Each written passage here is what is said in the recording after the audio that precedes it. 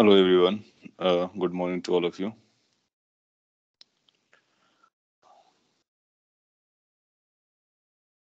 Okay, if things are fine, we can start the lecture.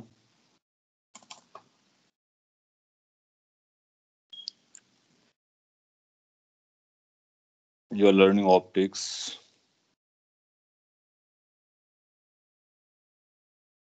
So optics में एक दो lectures हम लोगों ने कवर किए हुए हैं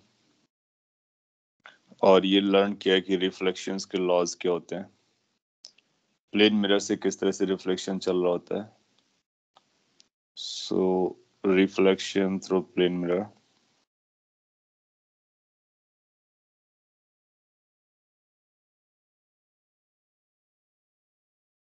कोई कंसर्न हो इससे तो आप बोल सकते हो.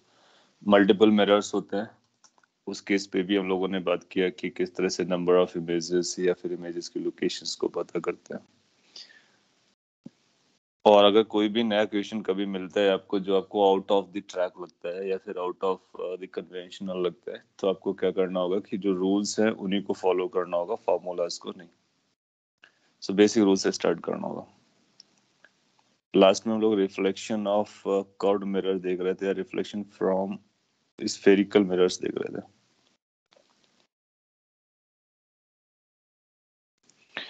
यहाँ पर बहुत सिंपल था कि प्लेन मिरर जितना डिस्टेंस पर होगा ऑब्जेक्ट से, तो इमेज भी मिरर से उतना ही सेपरेशन पे बैक साइड बनती है.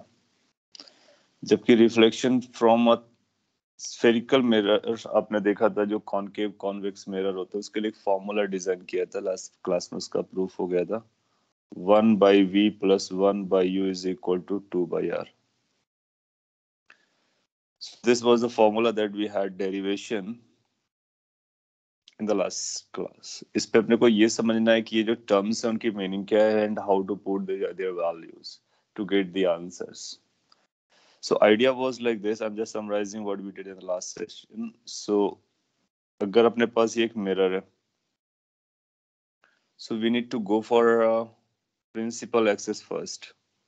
अगर पार्ट ऑफ द मिरर दिया जाए या कुछ भी दिया जाए तो अपने को एक प्रिंसिपल एक्सिस पहले बनानी होती है और इस पॉइंट को पोल बोलना होता है जो हमारे लिए ओरिजिन का काम करता है. फिर कहीं भी अगर ऑब्जेक्ट प्लेस्ड है, if the object is placed somewhere,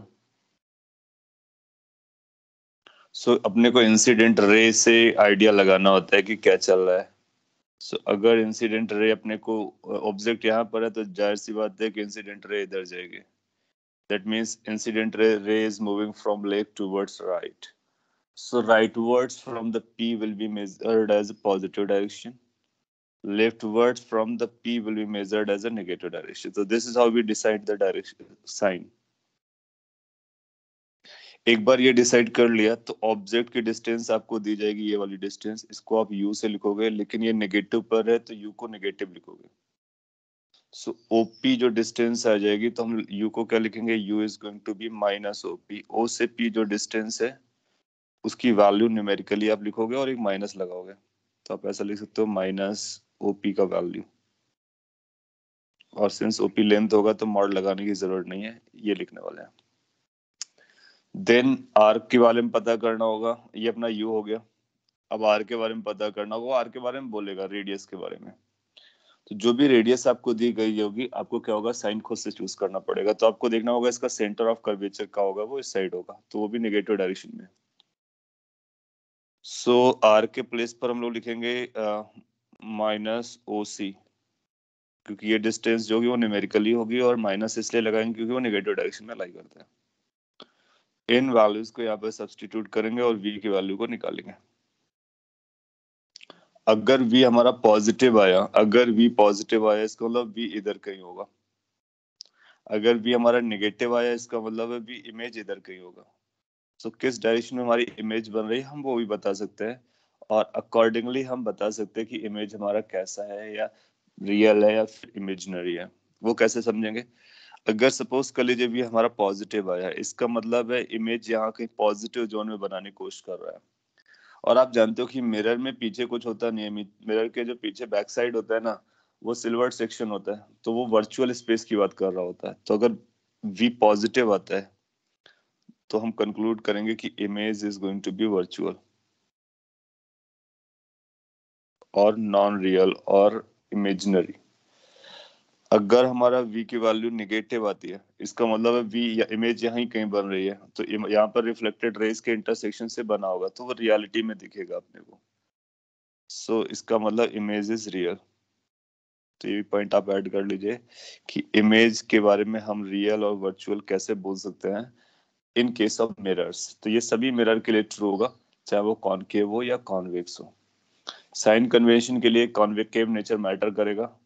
क्यों? क्योंकि उसका रेडियस ऑफ कर्वेचर किस तरफ है वो देखना पड़ेगा अपने को, सेंटर ऑफ कर्वेचर, और मेजर करना पड़ेगा।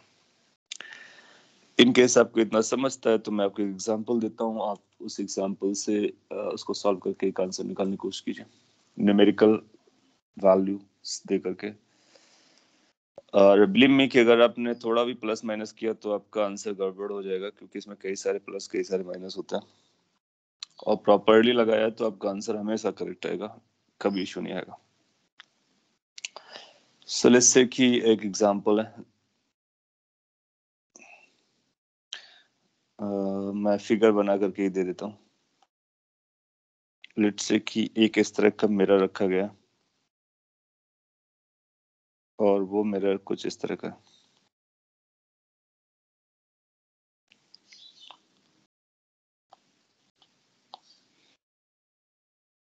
रफली, और ये प्रिंसिपल एक्सिस भी दिखा दी गई है। ऑब्जेक्ट इसके फ्रंट पे रखी गई साइनिंग फेस की तरफ। ये जो डिस्टेंस है, इस डिस्टेंस के बारे में बताया जा रहा है, ये डिस्टेंस 40 सेंटीमीटर है। सो यहाँ पे लिख सकते हैं कॉन्वेक्स, देखने में आपको समझ में आ गया ये कॉन्वेक्स मिरर है।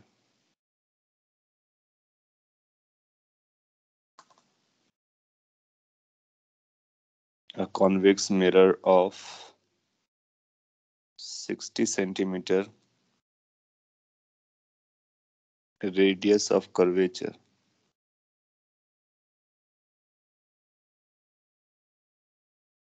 is used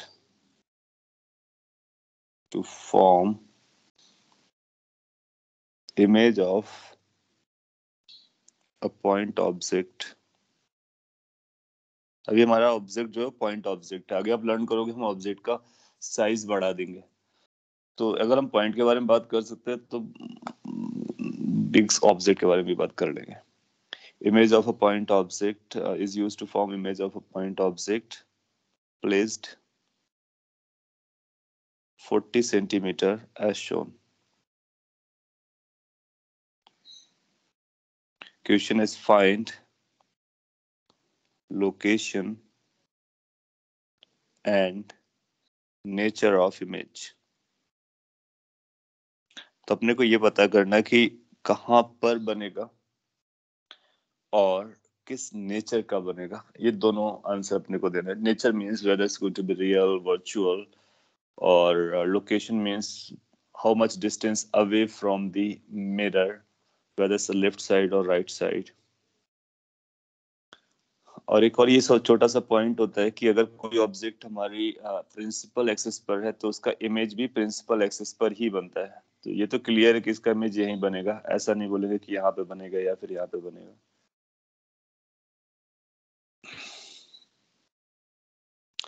17.14 centimeter to the right of mirror। Okay, और अगर ये राइट ऑफ मिरर होगी तो वर्चुअल हो जाएगी।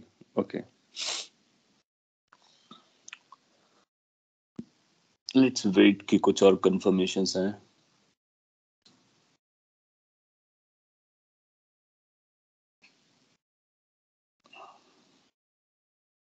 और अगर सभी एक ही आंसर निकालेंगे, सही निकालेंगे, इसका मतलब है हम लोग आगे बढ़ सकते हैं, अदरवाइज आपको कुछ प्रैक्टिस कराने की जरूरत लगेगी।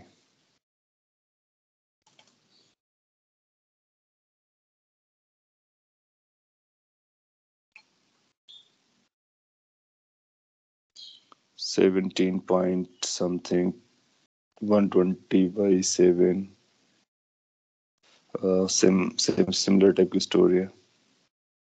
वर्चुअल राइट,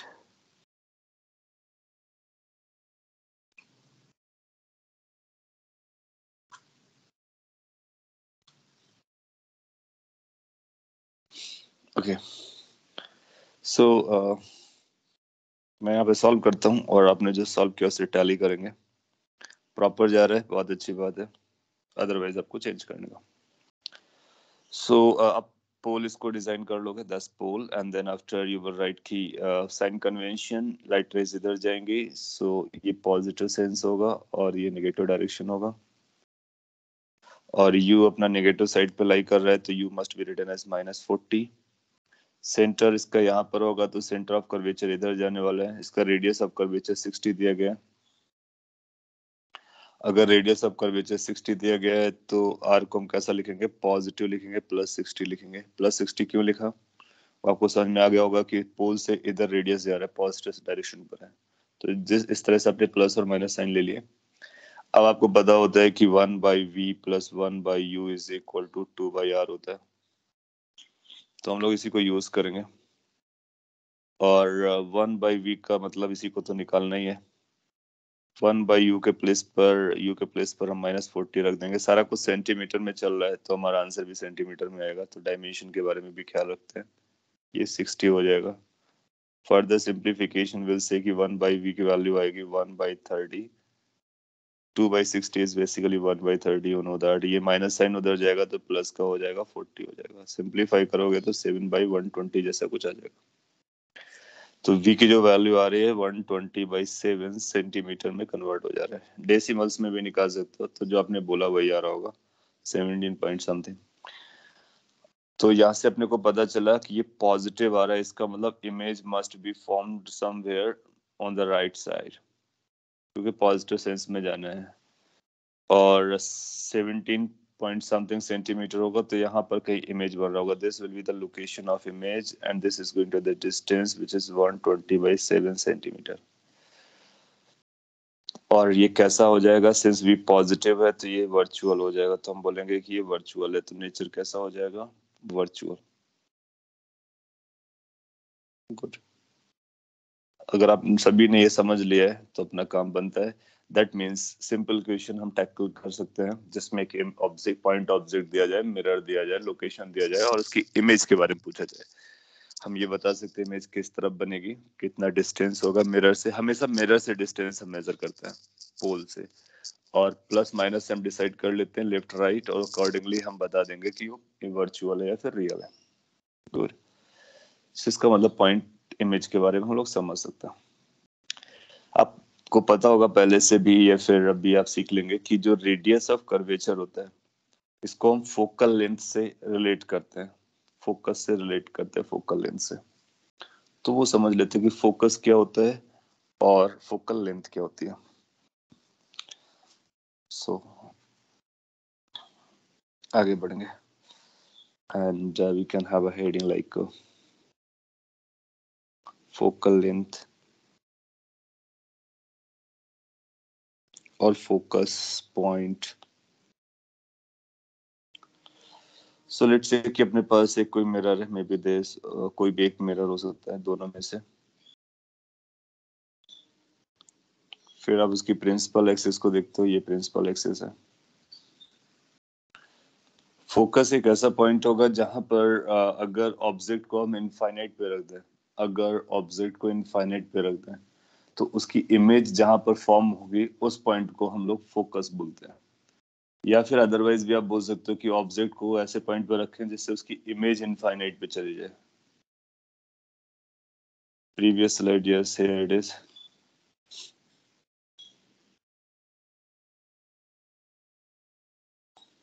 कॉपी कर लीजिए, इसके बाद आते हैं फोकल लेंथ पर।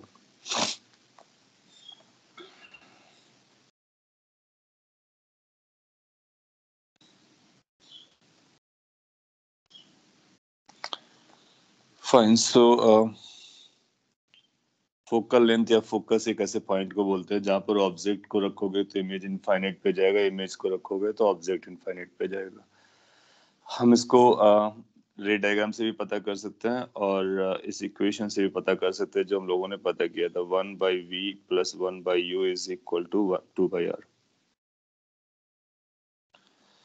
सो अगर ऑब्जेक्ट को हम इनफाइनाइट पे रखते हैं तो इमेज कहाँ पर बनता है, ऐसा लिख सकते हैं। focus is a point on principal axis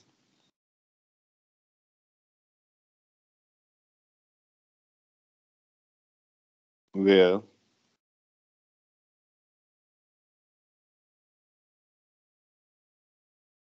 image will be formed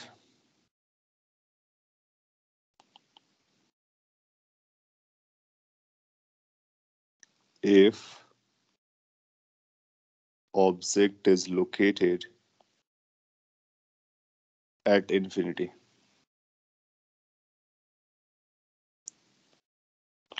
vice versa भी बोल सकते हैं, अगर इमेज हमारी इंफिनिटी पे बनती है तो ऑब्जेक्ट जहां पर रखी जाती है प्रिंसिपल एक्सिस में, तो उसको हम फोकस बोलते हैं. मोर ओवर इसको हम पी से मेजर करेंगे किस लोकेशन पर है, उस लोकेशन को, उस पॉइंट को हम लोग एफ से जानते हैं. एफ इज अ फोकस, और पी से एफ की जो लेंथ होती है उसको फोकल लेंथ कहते हैं. So distance of focus from pole is known as focal length. और ये जो फोकल लेंथ है जनरली उसको एफ लेटर से, स्मॉल एफ लेटर से इंडिकेट करते हैं. एफ से पास होने वाला प्रिंसिपल एक्सिस के परपेंडिकुलर अगर हम एक प्लेन इमेजिन करेंगे तो उसको हम फोकल प्लेन बोलते हैं. सो यहाँ पर उसको भी लिख सकते हैं plane perpendicular to principal axis and passing through focus F is known as focal plane.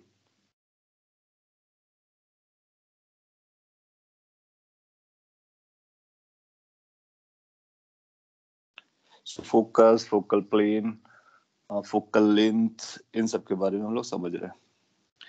इसका मतलब ये जो लेंथ आएगी इसी को हम एफ बोलने वाले हैं. अब ये अगेन साइन कन्वेंशन के हिसाब से पॉजिटिव नेगेटिव रहेगी तो हम लोग देख लिया करेंगे. इसको पता करने के लिए हमारे पास कई सारे तरीके. एक ये फॉर्मूला अपने आप में सफिशिएंट है. तो जैसे यहाँ पर हमने इमेज की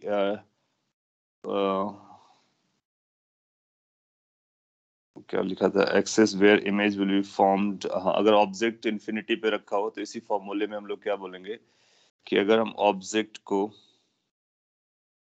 इंफिनिटी पे रखते हैं, दैट मीन्स यू को इनफाइनाइट करते हैं, तो जो v आएगा वो f के बराबर आ जाएगा. सो u को इनफाइनाइट पे रखो और इमेज की लोकेशन f हो जाएगी, तो ये बनेगा 1/f plus 1/infinity is equal to 2/r. That means f का एक फॉर्मूला निकल के आ जाएगा r/2.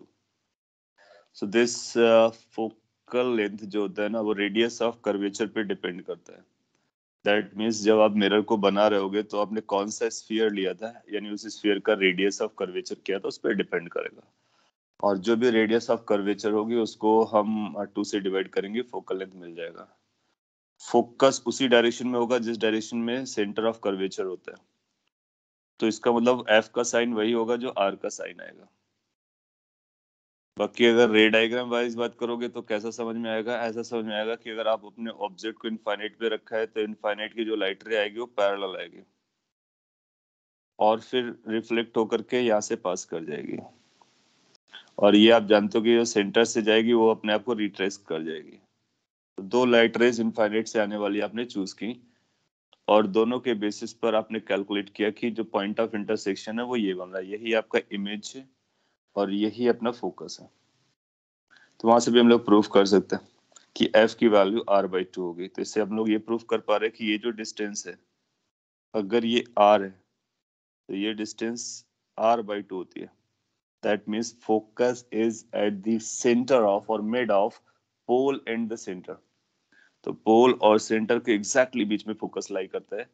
तो ये आपसे पूछ सकता है कि प्रूफ कीजिए बोर्ड के एग्जाम में कि focus lies at the mid of centre and the pole. तो आपको ये दिखाना है कि एफ की वैल्यू r/2 होगी। उसके लिए एक तो ये तरीका है, आप डेफिनेशन बता दो और फिर फॉर्मूले को यूज करके शॉर्ट में बता दो। बट जनरली बोर्ड वाले लोग इसको कम पसंद करते हैं और हो सकता है कि आपको पूरा मार्क्स ना दे। तो आपको क्या करना चाहिए अप्रोप्रिएटली, आपको रे डायग्राम बनाने का और रे डायग्राम बना करके उसको प्रूफ करना है using the angles and all. वो कैसे प्रूफ जाएगा मैं यहाँ पे शॉर्ट पे कर देता हूँ, तो आप उसको रिटेन कर सकते हो बोर्ड वगैरह पर्पज के लिए, या कोई प्रूफ कराना चाहता है आपसे। तब रीजन ये है क्योंकि ये आपने यूज कर लिया इसको प्रूफ करने के लिए, तो फिर एक क्वेश्चन ये उठता है कि ये कहाँ से आया। तो बेसिकली अपने को वो भी प्रूफ करना चाहिए। सो दो प्रूफ करने से अच्छा है कि डायरेक्टली हम ये प्रूफ कर सकते हैं। तो मैं शॉर्ट में कर दे रहा हूँ, दूसरा मेथड है। और इसके लिए आप क्या करोगे कि पी पॉइंट पर जब ये जो कोई ए पॉइंट रहा होगा, ए पॉइंट पर आपको नॉर्मल बनाना होगा। और आप जानते हो नॉर्मल कहाँ से जा रहा होता है, नॉर्मल सेंटर ऑफ कर्वेचर से जाता है। सो आप एक नॉर्मल ड्रॉ करोगे, और नॉर्मल ड्रॉ करना हमारे लिए फीजिबल है क्योंकि हमको पता है कि वो सेंटर ऑफ कर्वेचर से जाएगा। फिर आप इस एंगल को मेजर कर लो, ये एंगल ऑफ इंसिडेंस है, और इस एंगल को पकड़ोगे, एंगल ऑफ रिफ्लेक्शन है। दोनों बराबर आएंगे। और इस एंगल का नाम लेट से हम बीटा दे देते हैं, और इस एंगल का नाम हम गामा दे देते हैं। तो अपने को बीटा और गामा जिस तरह से इसका प्रूफ किया था, एग्जैक्टली सेम फैशन में बीटा और गामा का लिंक चाहिए। सिंस पैरेक्सियल आप लिखोगे, पैरेक्सियल अप्रोक्सीमेशन हम लोग लेके चल रहे हैं, तो बीटा हमारे लिए बहुत छोटा एंगल होगा। तो बीटा की वैल्यू हम AP या PA डिवाइडेड बाई PC जैसा कुछ लिखने वाले हैं। गामा की वैल्यू अगर अपने को लिखना होगा तब भी हम लोग AP approximately divide by PF लिख सकते हैं। फिर बीटा और गामा में रिलेशन चाहिए अपने को। सब बोलोगे कि अगर इस ट्रायंगल को आप पकड़ते हो तो उस ट्रायंगल के अकॉर्डिंग गामा का जो एक्सटीरियर एंगल है वो बीटा प्लस R के बराबर आ जाएगा। फिर आप देखोगे जो बीटा एंगल है और ये पैरेलल एक्सिस है, तो ये अल्टरनेट एंगल से I के बराबर हो जाएगा। सो आपको पता चलेगा कि बीटा की वैल्यू I के बराबर है एज पर द ज्योमेट्री। फिर आपको पता चलेगा R की वैल्यू I के बराबर है as per the physics principles और प्रिंसिपल ऑफ, और ये भी बोलो रिफ्लेक्शन के लॉ के अकॉर्डिंग।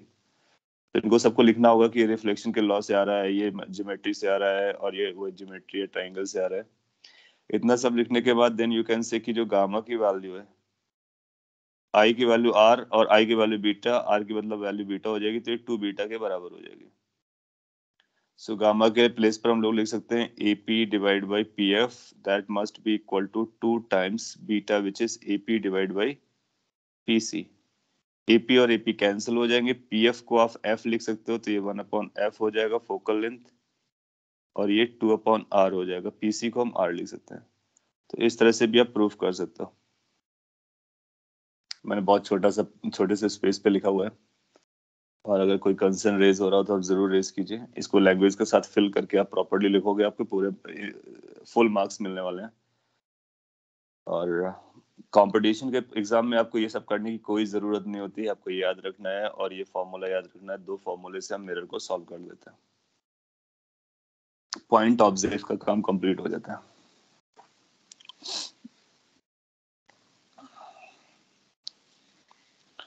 कॉपी कर लीजिए। इसके बाद हम लोग एक एक्सटेंडेड ऑब्जेक्ट के बारे में बात करेंगे कि एक्सटेंडेड ऑब्जेक्ट होता है तो उसको हम कैसे उसकी इमेज बनाते हैं, और रे डायग्राम ना भी ड्रॉ करेंगे तो भी हम लोग आंसर तक पहुंचते हैं। कई बार एग्जाम में भी क्या होता है, वो रे डायग्राम बना करके आपको दे देगा और फिर पूछेगा बताइए कौन सा रे डायग्राम है, तो उस तरह से भी क्वेश्चंस आ सकते हैं।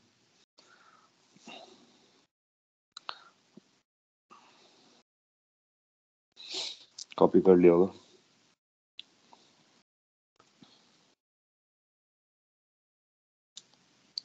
Let's talk about what happens in case of extended objects.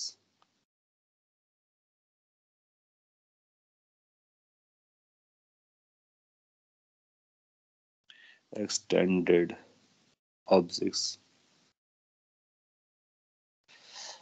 Extended objects में जो भी सबसे सिंपल में हम लोग अगर जाएंगे तो सबसे सिंपल कौन सा गिरेगा अपने लिए, जो कि लीनियर ऑब्जेक्ट्स होंगे, जैसे कि रॉड हो गया, वायर हो गया, उनका हम लोग इमेज बनाए। उसके बाद अगर हम लोग चाहेंगे तो फिर टू डायमेंशनल ऑब्जेक्ट्स के बारे में बात कर सकते हैं, जैसे सर्कल का इमेज कैसा जाएगा या फिर स्क्वायर का इमेज कैसा बनेगा, थिंग्स लाइक दैट। डिस्क हमारी कैसी दिखेगी। फिर हम 3 डायमेंशन में भी जा सकते हैं कि क्यूब कैसा दिखेगा और क्यूबॉइड कैसा दिखेगा, स्फीयर कैसा दिखेगा, ऑल दैट। एनीवे, अपने को आइडिया अगर समझ में आता है तो नो मैटर कौन से कितने डायमेंशंस का सारा कुछ वर्क करने वाला है। तो हम लोग जनरल बात कर लेते हैं। लेट्स से अपने पास एक मिरर है, ये एक मिरर है। जब हम लोग मिरर कहते हैं तो बेसिकली मिरर कुछ ऐसा होता है, ये आपने देखा था। और इसके लिए अगर प्रिंसिपल एक्सिस ड्रॉ करें तो कुछ ऐसा प्रिंसिपल एक्सिस होता है। अगर इनको हम लोग कोऑर्डिनेट एक्सिस से रिलेट करके पढ़ेंगे तो थोड़ा सा आसान रहेगा याद रखना और समझना भी। लेट्स से कि ये हमारे लिए एक्स एक्सिस है और वाई एक्सिस हमारा यहाँ पर है और जेड एक्सिस हमारा यहाँ पर है। आप देखोगे कि ना कि ये मिरर जो है ना सिमेट्रिकल है दो एक्सिस पर। वाई एक्सिस पे जैसा बिहेव करेगा एग्जैक्टली वैसा ही ये जेड एक्सिस पे बिहेव करेगा। तो अगर आपने ऑब्जेक्ट ऐसा रखा हुआ है जो कि वाई एक्सिस के अलोंग है, या फिर आपने ऑब्जेक्ट जेड एक्सिस पे यानी स्क्रीन के बाहर आता हुआ रखा हुआ है, और या फिर इस वाई जेड प्लेन पे कहीं भी रखा हुआ है, तो वहां पर सर्कुलर सिमेट्री है।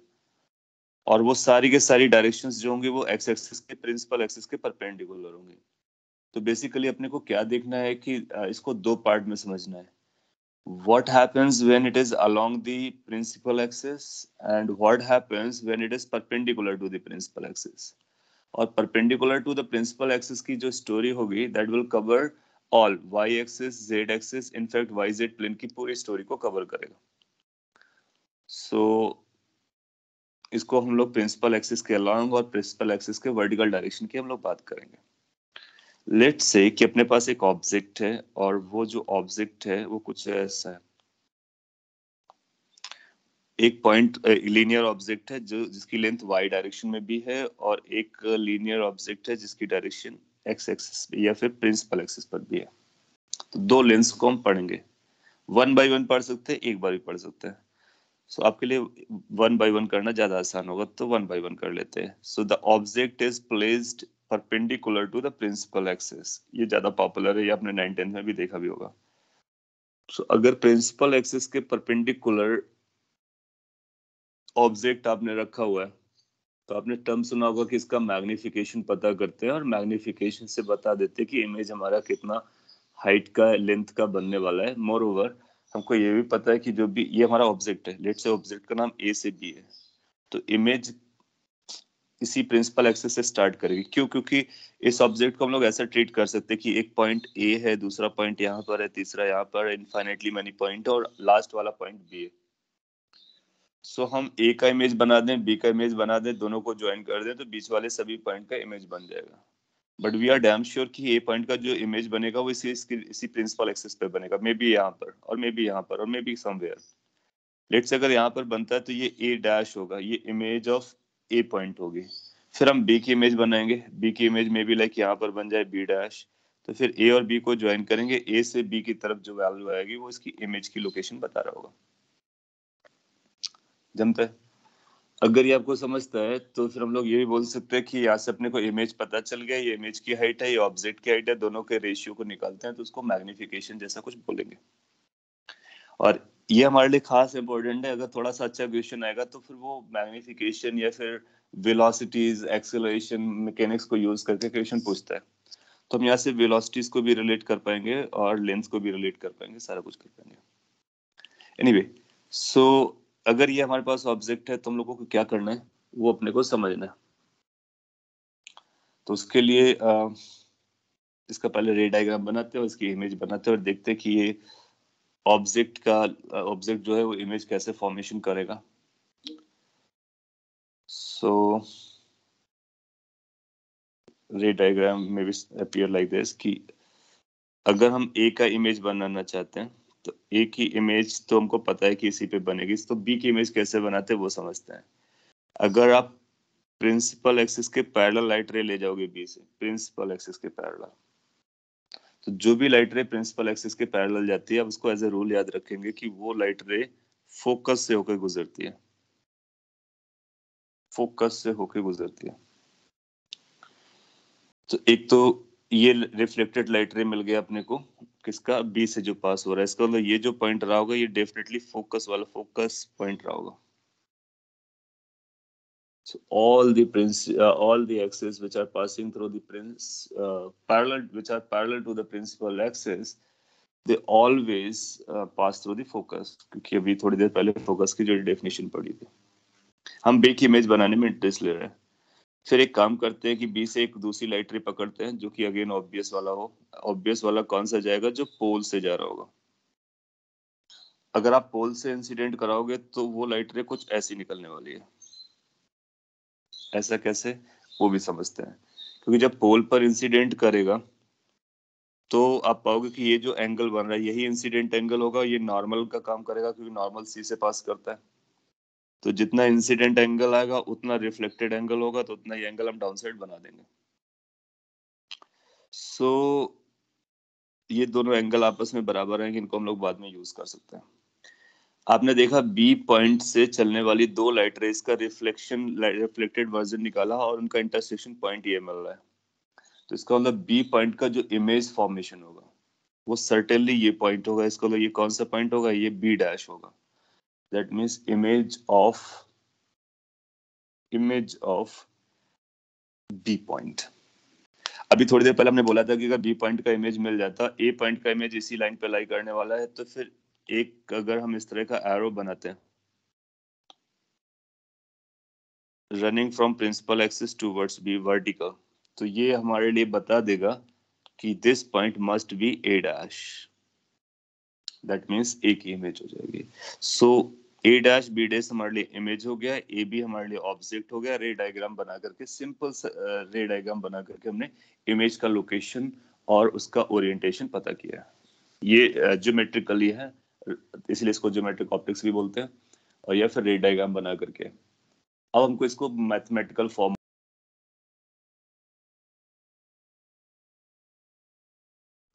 तो ट्राई करते हैं. सो यहाँ पर लिखते हैं let A B is is a linear object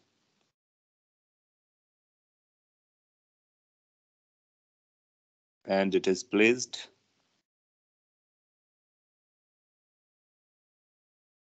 perpendicular. तो जब कभी परपेंडिकुलर केस होंगे सारे इसी में कवर हो जाएंगे. to the principal axis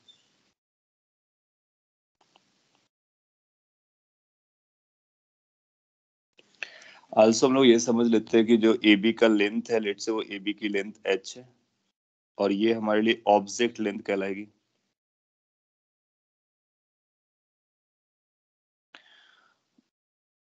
और लेट से A dash B dash is its image of AB. और हम लोग ये भी एज्यूम कर रहे हैं या फिर नॉमेनक्लेचर यूज कर रहे हैं कि A डैश B डैश जो है वो H डैश के बराबर है. और H डैश क्या है, इमेज लेंथ है. यहाँ पर आप हाइट भी बोल सकते हो क्योंकि आ, ये हम लोग vertical perpendicular to the principal axis use कर रहे हैं, तो ये हाइट जैसा कुछ बिहेव कर रहे होगे. मैंने in general word length use किया है. आपने लिखा फोकस से पास करके पैरेलल भी रिफ्लेक्ट कर सकते हैं. फोकस, हाँ बिल्कुल कर सकते हैं. आपके पास बहुत सारे चॉइसेस होंगे. आपको पता होता है ना कि एक पॉइंट से कितनी लाइट रेज जाती है, इनफाइनेटली मानी जाती है. आप कोई भी दो चूज कर लो जिससे आपकी मैथमेटिक्स आसान रहे और आप उसको सॉल्विंग कर सको. मैंने ये चूज कर लिया है. बिल्कुल आप फोकस से जाकर कैसा पैरेलल भी करा सकते थे, तब भी वो यहीं पे कट करता.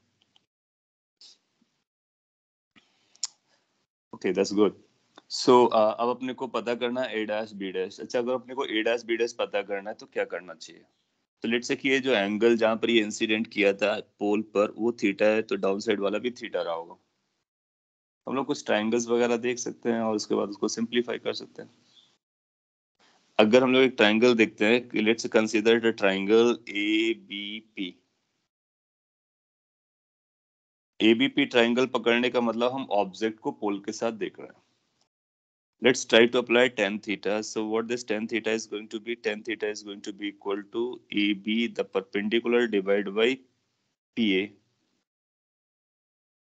P से मेजर किया गया A को, तो ये tan थीटा हो जाएगा। अगर आप ट्राइंगल यूज करते हो A dash B dash and P, तो वहां पर भी एक थीटा पकड़ में आएगा, तो उसका भी tan थीटा आप ले सकते हो। तो tan थीटा की जो वैल्यू अपने को मिलने वाली है that is going to be A dash B dash divide by P A dash.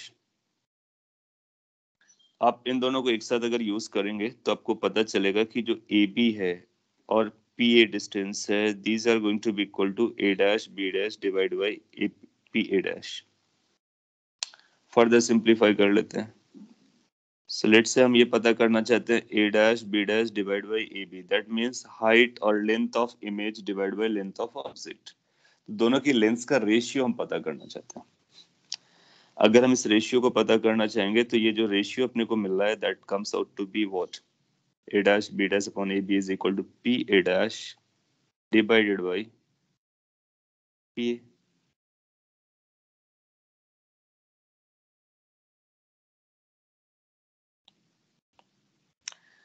सो ये अपने लिए एक फॉर्मूला बन जाता है ना। अब इस फॉर्मूले को अगर हम जनरलाइज फॉर्मूला में लिखना है, अभी तो हमने एक लेंस पर्टिकुलर मिरर यूज किया था, ये मिरर है, इसको मैंने साइन नहीं किया, लेंस जैसा दिख रहा है, यहाँ पे ये शेड किया गया है। सो सिंस ये मिरर है, रिफ्लेक्शन हम लोग पढ़ रहे हैं, तो फिर आप देखोगे कि अगर इसको हमको जनरलाइज फॉर्म में ले जाना है, इस फॉर्मूले को, तो जनरलाइज फॉर्म में जाने के लिए हमको इन ए डैश बी डैश या जो भी वैल्यूज है इनको प्रॉपर साइन के साथ रखेंगे, तो सभी केसेस में प्रॉपर साइन के साथ यूज हो जाएगा। अभी इसीलिए हमने यू वी और एफ जैसे टर्म्स को यूज नहीं किया था।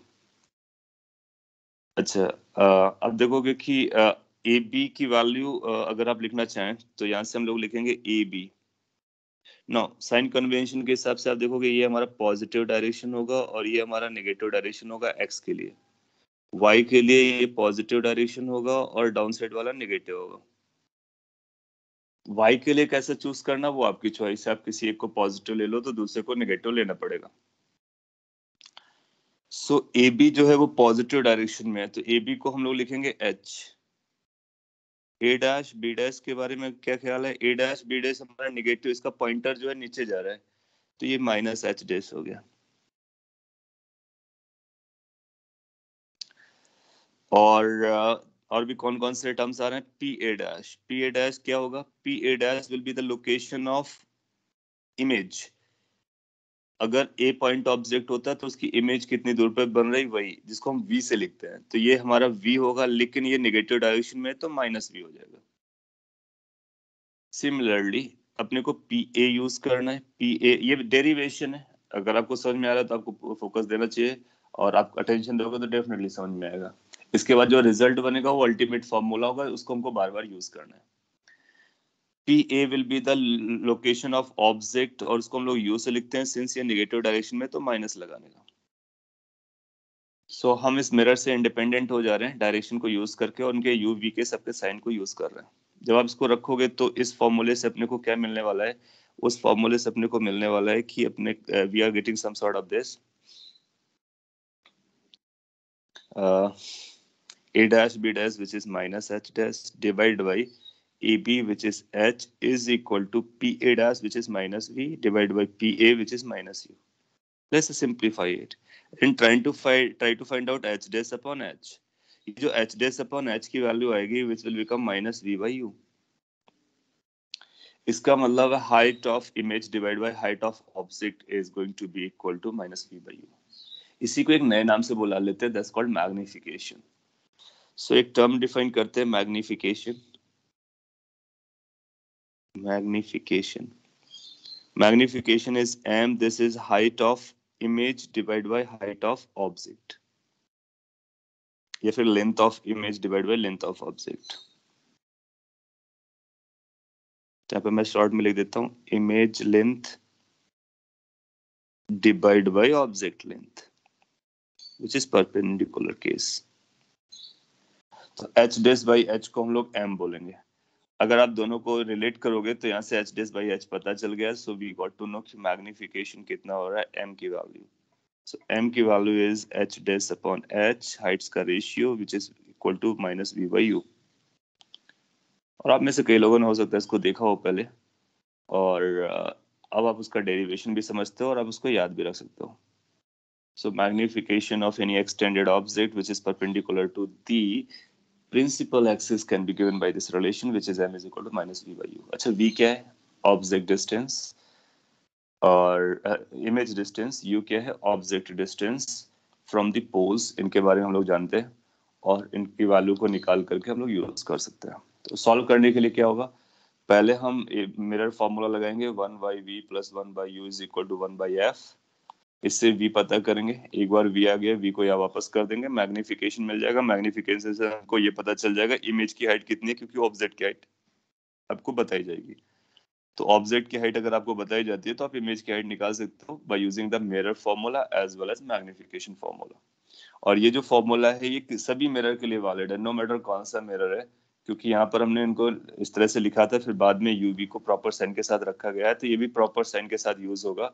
दैट मीन्स जब कभी हम वी को यूज करेंगे तो वी का साइन लेके चलेंगे, यू का साइन लेके चलेंगे, एच का साइन लेके चलेंगे, एच डेस का साइन लेके चलेंगे, और जो अननोन होगा उसका साइन भी हमको प्रॉपरली बताएगा. जैसे कि अगर ये मैग्निफिकेशन हमारा निगेटिव आया तो हम बोलेंगे एच और एच डेस जो है वो अपोजिट डायरेक्शन में होंगे. मैग्निफिकेशन का साइन सेम आया तो हम बोलेंगे कि वो सेम डायरेक्शन में होंगे. कॉपी कर लीजिए, फिर इसके इंटरप्रिटेशन थोड़े से और डिटेल में बता देता हूँ और एक एग्जांपल करेंगे तो आप वर्टिकल या परपेंडिकुलर केस के बारे में आप समझ चुके होंगे. फिर अलोंग द एक्सिस वाला केस देखेंगे. दोनों हो जाएगा तो 3 डायमेंशन के ऑब्जेक्ट को कवर करना कंप्लीट हो जाएगा.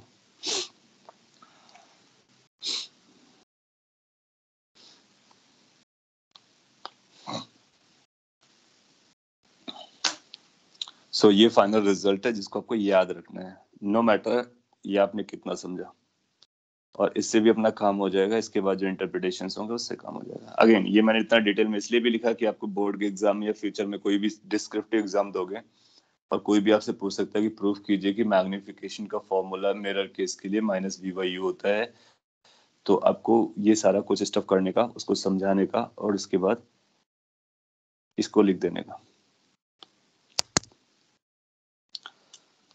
सो अल्टीमेटली हम लोग अभी क्या पता कर पाए, वो ये कुछ फॉर्मूलाज है हमारे पास. एक मिरर फॉर्मूला है, मिरर के लिए 1 by V plus 1 by U is equal to 1 by F, और जहां पर एफ की वैल्यू आर बाई 2 भी लिख सकते हो आप.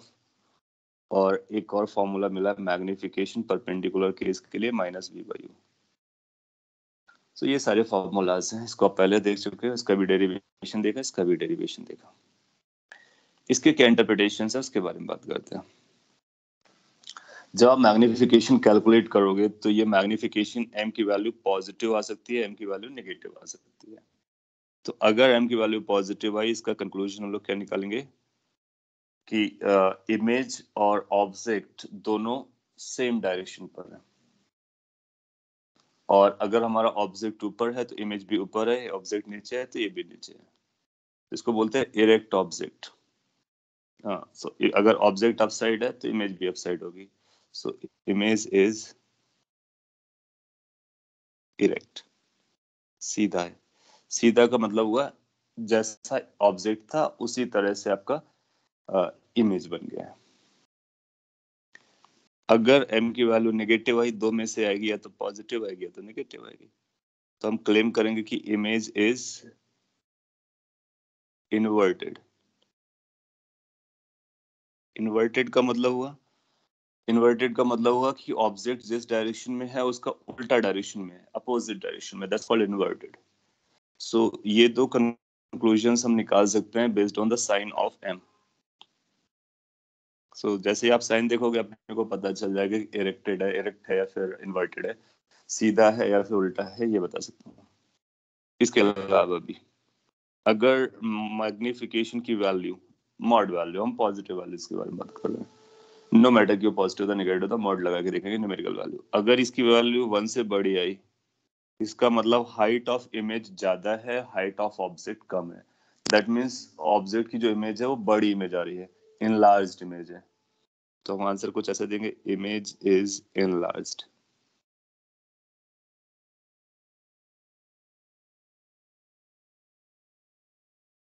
इनलार्ज्ड इमेज है, या फिर आप ऐसा बोल लो कि इमेज का साइज बड़ा है, बिगर इमेज है, तो उस तरह के टर्म आप यूज कर सकते हो। अगर m का वैल्यू 1 से छोटा है, इसका मतलब वो छोटा हो गया, डिमिनिस्ड हो गया, शॉर्टन हो गया। सो ऑब्जेक्ट के रिस्पेक्ट में हम लोग इमेज के बारे में बात कर रहे हैं, इज डिमिनिस्ड। और आप ऐसा भी बोल सकते हो कि शॉर्ट एंड हो गया, छोटा हो गया। एक और केस हो सकता है कि मॉड ऑफ m की वैल्यू आपकी 1 हो जाए, तो इस केस में m की वैल्यू 0 नहीं हो सकती है। क्यों? क्योंकि अगर ऑब्जेक्ट की लेंथ है ना, तो इमेज की लेंथ आएगी। लेंथ का मतलब हुआ object is made of of collection of points. अगर कलेक्शन ऑफ पॉइंट्स ऑब्जेक्ट है, तो कलेक्शन ऑफ पॉइंट का जो इमेज होता है वो भी कलेक्शन ऑफ पॉइंट्स ही रहता है। मोर ओवर, एक पॉइंट का इमेज यूनिक लोकेशन पे बनता है, तो दूसरे पॉइंट का इमेज पहले पॉइंट से कोइंसाइड करेगा, ये लीस्ट लाइकली है। तो इसका मतलब m की वैल्यू 0 नहीं आएगी। हाँ, m की वैल्यू 1 आ सकती है। इसका मतलब हुआ कि हाइट और height of object and image they are same. So image is of same height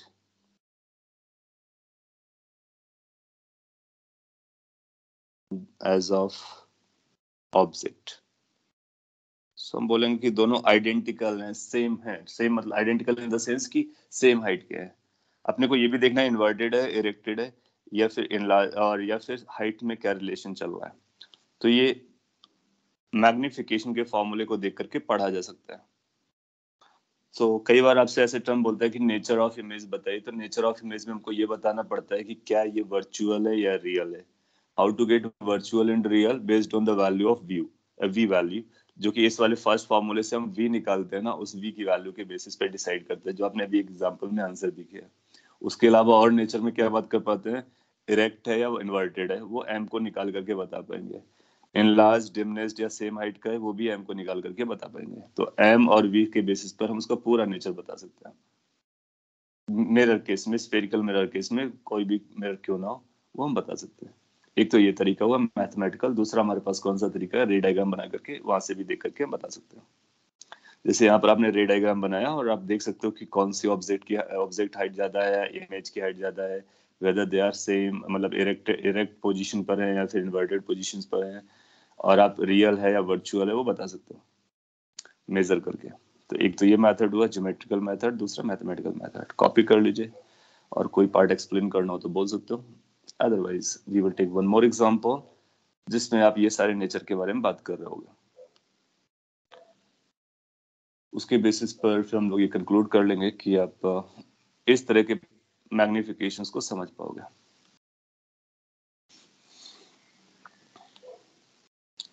Okay, so let me take one example.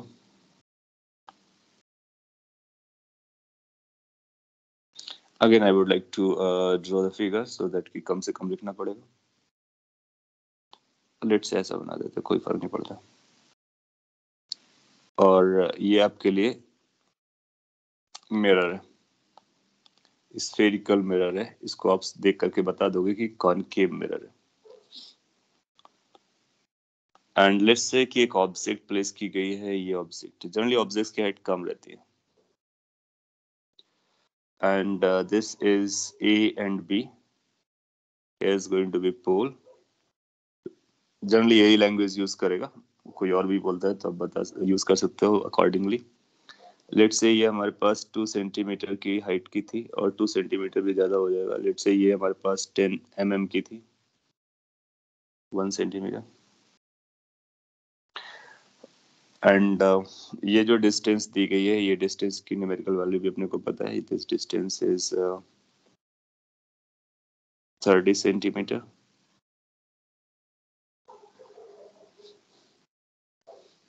और रेडियस ऑफ कर्वेचर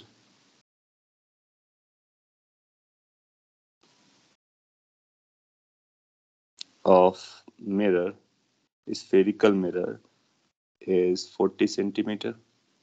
तो अपने को रेडियस ऑफ कर्वेचर भी पता है, और ये यू की वैल्यू पता है, हाइट भी बता दी गई है। क्वेश्चन है find location of image height of image and nature of image। इनमें से कोई भी एक आपसे पूछ सकता है, हाइट पूछ सकता है, लोकेशन पूछ सकता है, या फिर आपसे पूछ सकता है किस तरह का इमेज बन रहा है ये बताइए, वेदर से रियल, वर्चुअल, वेदर से इरेक्ट और इन्वर्टेड, वेदर इट्स इनलार्ज्ड और डिमिनिश्ड, और मैग्निफिकेशन भी पूछ सकता है। सो आपके लिए 1 मिनट दिया जा रहा है, आप ट्राई करेंगे और सारे आंसर निकालेंगे। पहले आप लोकेशन निकालो, दैट मीन्स वी निकालो, हाइट के लिए मैग्निफिकेशन पे जाओ और नेचर को भी मैग्निफिकेशन से बताओ।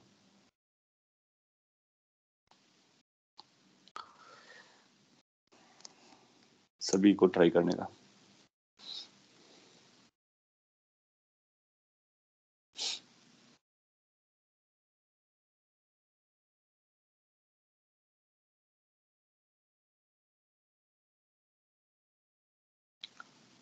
$60 centimeter to the right. Okay, so that's the location. Right means real then.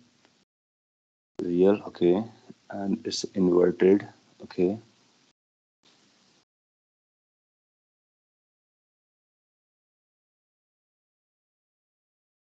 Two centimeter, अच्छा, 2 centimeter means magnification is twice.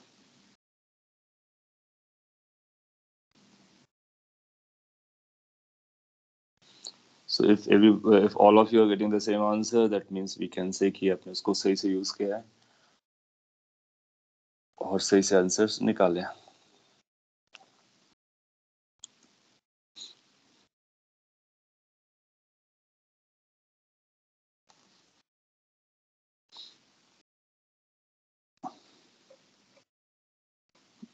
Double the size, okay. So double the size बोला जा रहा है और बाकी आप रिलेट कर पा रहे हो, so you can do that, that's not seems to be big deal।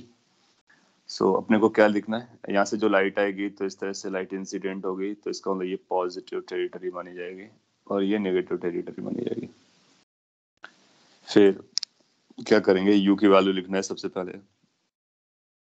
तो ये 30 है लेकिन वो नेगेटिव डायरेक्शन में है, तो इसको -30 यूज करना है। फिर अपने को आर की वैल्यू लगेगी, आर अपने को 40 दिया गया है। अपने को देखना होगा कि इसका अगर इसको स्फीयर बनाया जाए तो सेंटर ऑफ कर्वेचर यहाँ कहीं जाएगा और बेसिकली यहाँ कहीं जाएगा क्योंकि वो 40 है। सो बेसिकली वो नेगेटिव डायरेक्शन में जाएगा, तो पॉइंट इज आर की वैल्यू नेगेटिव पे लिखनी है, ये अपने को सोचना पड़ेगा, यूज करना चाहिए।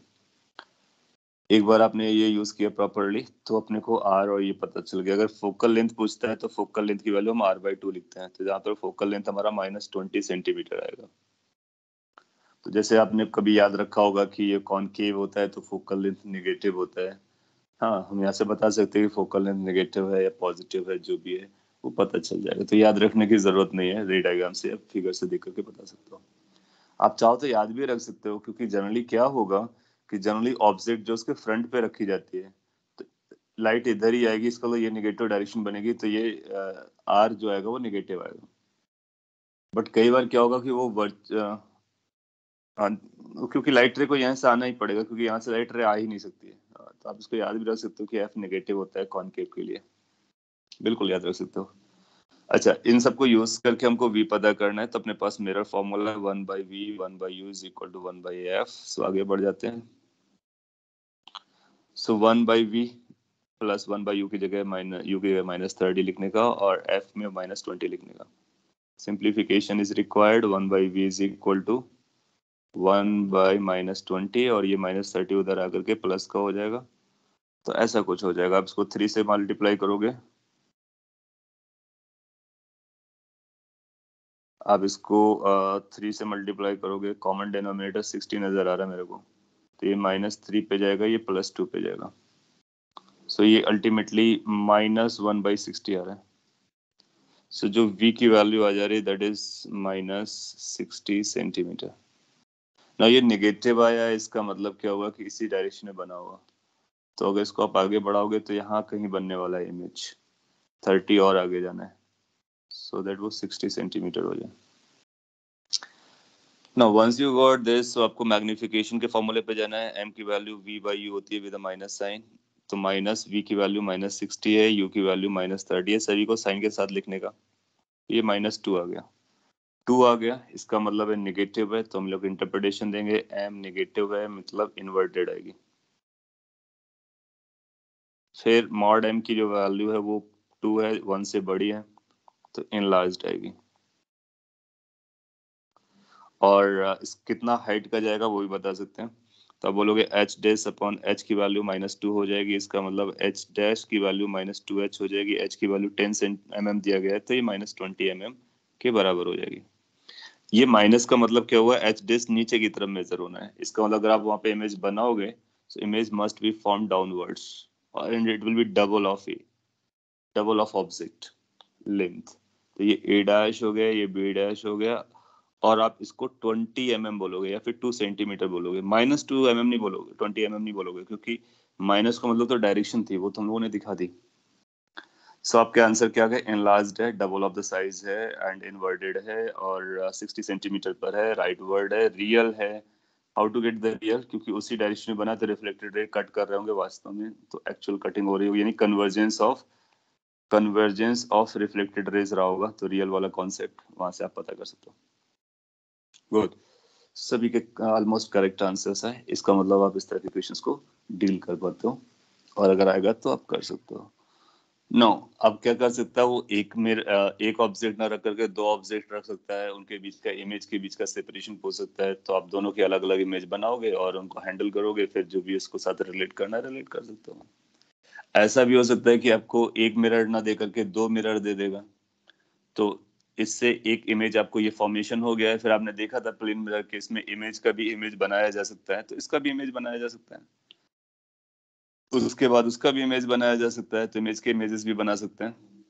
और मल्टीपल मिरर्स होंगे तो फिर एक एक को एक बार में डील करेंगे, दूसरे को फिर अलग सेपरेटली डील करेंगे, फिर इस तरह से देखते चले जाएंगे जब तक अपना फाइनल नहीं पहुंचता है। जनरली आपसे एक या दो रिफ्लेक्शन वाला ही पूछता है, अगर इनफाइनाइट इमेजेस होंगे तो आपसे बहुत ज्यादा दूर तक नहीं पहुंचेगा पूछेगा। इसलिए नहीं पूछेगा क्योंकि यहाँ पर हर बार आपको इतनी सारी कैलकुलेशन करनी पड़ेगी। ओके, सो एक्सटेंडेड ऑब्जेक्ट में एक पोर्शन अपना हो गया, जब ऑब्जेक्ट आपने कैसा रखा था, perpendicular to the principal axis. Now we will look into the case when the object is linear, still it's linear but it is along the principal axis। उस केस में कितना मैग्निफिकेशन होता है या फिर इमेज कैसे ड्रॉ करते हैं, उन सब के सर बारे में बात करते हैं। यस, सर लाइक आपने अभी जो केस बोला कि मल्टीपल मिरर्स के लिए, तो दो अगर कॉनकेव मिरर दोनों एक साथ फेस कर रहे हो और ऑब्जेक्ट फोकस पे है, तो बाकी सब इमेजेस कहाँ बनेंगे? दो मिरर्स आप कंसीडर कर रहे हो और ऑब्जेक्ट को फोकस, किसके फोकस पे, कंबाइंड फोकस है या फिर अलग अलग फोकस है, इस पे हाँ, डिपेंड दोनों का करेगा। सेम फोकस है, सेम तो फिर फोकस और तो फिर आप बोलोगे कि दो इमेजेस बनेंगी और दोनों इन्फिनिटीज पे बनेंगी। एक मिरर अपनी इन्फिनिटी पे एक तरफ बनाएगा, दूसरा अपने दूसरी तरफ बनाएगा, और एक एक इमेज बनेगी। कि फिर इन्फिनिटी वाली इमेज को अगर आप रिकाउंट करोगे डिपेंडिंग ऑन उनके ओरिएंटेशन, तो फोकस पे इमेज बन सकती है। कुछ ऐसा आप बोलना चाह रहे हो कि अगर आपके पास एक ये मिरर रखा हुआ है और एक ये मिरर रखा हुआ है, और ये इनका फोकस है कंबाइंड, और यहाँ पर आपने ऑब्जेक्ट रखी है, तो आप ऐसा बोलो कि ये हमारे लिए मिरर 1 है और ये ऑब्जेक्ट है, तो दूसरे मिरर को हमको बिल्कुल ध्यान में नहीं रखना है। इसको इसके साथ सॉल्व करो तो आपको पता चलेगा कि इसकी इमेज कहाँ पर बनेगी जब कोई भी लाइट रे आएगी। फोकस पे रखा गया होता है, या फिर पॉइंट ऑब्जेक्ट अगर हम कंसीडर कर लेते हैं, तो पॉइंट ऑब्जेक्ट में अगर आप कोई भी लाइट रे यहाँ से देख के जाओगे इस तरह से, या फिर ये, तो सारी रिफ्लेक्ट होकर कैसे जाएंगी, तो इमेज कहाँ, ये आप एक दूसरे को कहाँ पे इंटरसेक्ट करेंगे, इनफाइनाइट पे कट करेंगे जाकर के। अगर ये नहीं होता, सेकेंड वाला नहीं होता, तो फिर आप देखोगे क्या होगा कि रे डायग्राम बनाओगे तो आपको और भी जम जाएगा। जैसे ये रे डायग्राम बनाए पैरेलल जा रहा है, तो इससे जो इमेज बनेगी वो कहाँ पर आ जाएगी, वो यहीं पर आ जाएगी। तो अल्टीमेटली आपको जो इमेज की लोकेशन देनी है वो आप बोलोगे ये फोकस पे बन रही होगी, वो किसी एक मिरर से पहले टकरा करके जाएगी, फिर दूसरे से टकराएगी, दोनों को मिल करके यहीं पर बन रही होगी। इसको हम लोग ऐसे भी समझ सकते थे कि अगर हमारे पास M2 नहीं था तो इसकी इमेज कहाँ पर बन रही थी, इनफाइनाइट पर। और आप इधर भी समझ सकते हो कि इधर कन्ने इनफाइनाइट पे बन रही थी, क्योंकि इनफाइनाइट तो इनफाइनाइट होता है ना, चाहे आप इधर से जाओ चाहे इधर से जाओ, कोई फर्क तो पड़ता नहीं है। तो फिर अब M1 को हटा दो, अब केवल M2 को देखो। तो M2 के लिए ऑब्जेक्ट कहाँ पर रखिए? इनफाइनाइट पर। अगर कोई ऑब्जेक्ट इनफाइनाइट पर रखिए तो वो इमेज कहाँ पर बनाता है? अपने फोकस पे बनाता है। सो 1 बाय 1 रीड करोगे तो भी आपको कहाँ पर मिलेगी? आपके फोकस पे मिलेगी। और जनरली हम लोग ऐसे में क्या करते हैं, बेस्ट वे क्या होता है कि आप ऑब्जेक्ट से रे डायग्राम बनाओ, क्योंकि वो 1 और 2 रिफ्लेक्शन के बाद आपसे आंसर पूछता है। तो किसी भी एक मिरर से आप स्टार्ट कर सकते हो, क्योंकि यहाँ पर ये फर्क नहीं पड़ता कि आप कौन से मिरर से पहले जा रहे हो। अनटिल एंड अनलेस क्वेश्चन आपसे पूछता है कि फर्स्ट मिरर को पहले यूज करना है, सेकंड मिरर को सेकंड रिफ्लेक्शन में यूज करना है। अगर वो बोलता है कौन सा मिरर पहले यूज करना है तो उसके हिसाब से जाने का, अगर नहीं बोलता है तो अपने हिसाब से जाने का।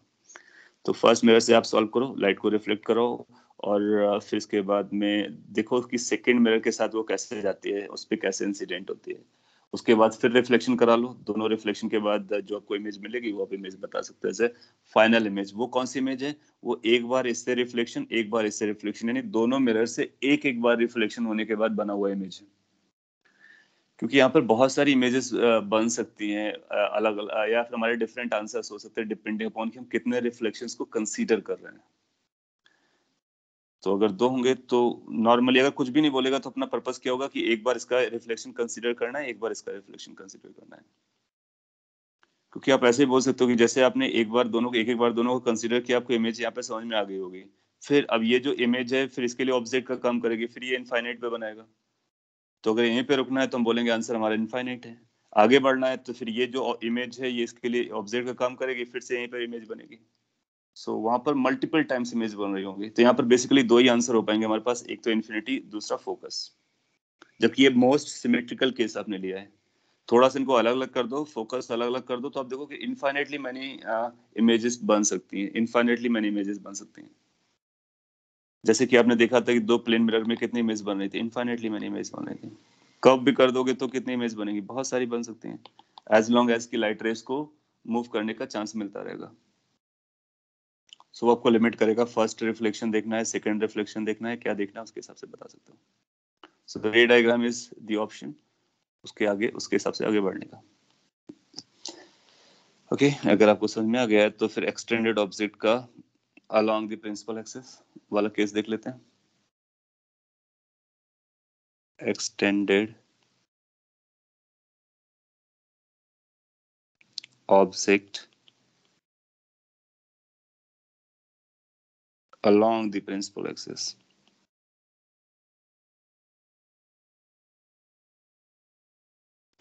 So now the object has been placed along the principal axis.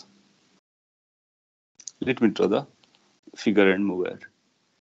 तो आपने कुछ लिखा है, is it possible to create a creation of sequence of series in series with two spherical mirrors? Sequence और सीरीज थ्योरेटिकली जाएंगे तो लगता है कि ऐसा किया जा सकता है, आई मीन लाइक, क्योंकि वो सीक्वेंस बनाया जा सकता है, लेकिन उसको बनाने में बहुत इश्यूज बनने वाले हैं। नंबर्स को बहुत स्मार्टली चूज करना पड़ेगा। और बाय द वे अभी तक कभी ऐसा क्वेश्चन इनकाउंटर नहीं हुआ है, क्योंकि हर एक बार क्या करना होता है, आपको 1/v 1/u 1/f जैसा लगाना पड़ता है। और इससे जो हर नया नंबर आएगा वो उसमें सिमेट्री बैठालना या फिर कोई सीक्वेंस बैठालना काफी चैलेंजिंग होता है। सो अभी तक ऐसा कभी इनकाउंटर में नहीं आया कि सीक्वेंस और सीरीज बनाया जा सकता है। बट अगर ओपन माइंडेड से सोचा जाए तो नंबर की चॉइस अगर ऐसी की जा सके तो शायद बनाया जा सकता है। एंड वेल, वो नंबर की चॉइस कैसे करना होगा वो एक अपने आप में बहुत बड़ा चैलेंज है। सो नट सेल में लीस्ट लाइकली है एग्जाम में या कभी आपको ऐसा क्वेश्चन मिले, क्योंकि अभी तक मेरे को कभी इनकाउंटर नहीं हुआ सीक्वेंस एंड सीरीज में। सिंस इनफाइनाइट तक जा रहा होता है तो जब कभी इनफाइनाइट तक जाता है तो एक थॉट डेवलप होता है कि क्या कोई सीरीज बन सकती है, और अगर अगर कोई ऐसे प्रॉपर नंबर चूज कर पाए तो शायद बनाया जा सकता है। बट ऐसा क्वेश्चन अभी तक देखा नहीं है। तो सिंस देखा नहीं तो आप ये मान के चल सकते हो कि आपके जेई मेन एडवांस तक ऐसा क्वेश्चन नहीं आएगा। कभी डिस्कशन करना हो तो एक अलग बात है।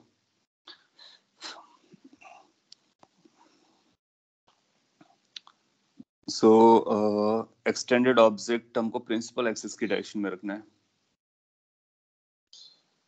सो लेट्स से कि एक मिरर आपने लिया है और एक ऑब्जेक्ट आप प्लेस करना चाहते हो, so let's say this is the principal axis. जो आप ऑब्जेक्ट प्लेस कर रहे हो, maybe that object is this, it is running from point A to point B और maybe B to A. हम उसमें एक एरो दिखा देंगे, उससे अपने को ये पता रहेगा कि कौन सा हमारा इनिशियल पॉइंट है, कौन सा हमारा फाइनल पॉइंट है।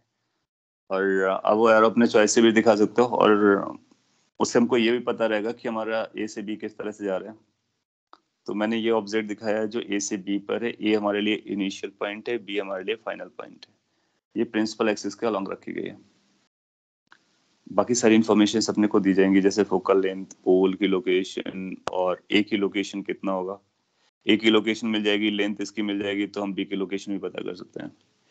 अगेन, अगर इसका हमको इमेज फॉर्मेशन करना है तो हम समझ सकते हैं कि ये जो ऑब्जेक्ट है बहुत सारे पॉइंट से मिलकर के बना हुआ है, और सारे पॉइंट्स प्रिंसिपल एक्सिस पे अलाई कर रहे हैं। इसका मतलब सारे पॉइंट्स की जो इमेजेस होंगी वो भी प्रिंसिपल एक्सिस पे भी अलाई करेंगी। इसका मतलब है कि हम सभी पॉइंट्स को अगर हम ना रीड करके केवल दो एक्सट्रीम पॉइंट्स को रीड कर लेते हैं, ए पॉइंट और बी पॉइंट को, तो ए की इमेज कहीं ना कहीं बनेगी, बी की इमेज कहीं ना कहीं बनेगी। अब कहाँ ए की बनेगी, कहाँ बी बनेगी वो अपने को देखना पड़ेगा। जस्ट टू से कि लाइक अगर हमारा ए की इमेज यहाँ पे बनती है, लेट से ए डैश है, बी की इमेज हमको यहाँ पे मिलती है, लेट से बी डैश है, तो हम इन दोनों को ज्वाइन कर देंगे और हम बोलेंगे ये हमारी टोटल इमेज हो जाएगी। क्योंकि ए और बी के बीच के जितने भी पॉइंट्स होंगे उनकी image A dash B dash के बीच में ही बनेगी, प्रिंसिपल एक्सिस में ही बनेगी, तो वो बताना बहुत ऑब्वियस होता है। सो इमेज बनाने के लिए आपको केवल दो पॉइंट्स पकड़ने हैं और दो पॉइंट्स को पकड़ करके उनको सॉल्व कर लेना है। तो मैं रफ के लिए इसको मेंटेन कर सकता हूँ कि ये है लेट्स से। अच्छा, तो जो हम इसके लिए क्या करते हैं, इसके लिए बहुत इजी आइडिया है। आप 1/v plus 1/u is equal to 1/f लगाएंगे। एक बार आप a के लिए लगाएंगे एंड देन फॉर b, तो use this for a and for b।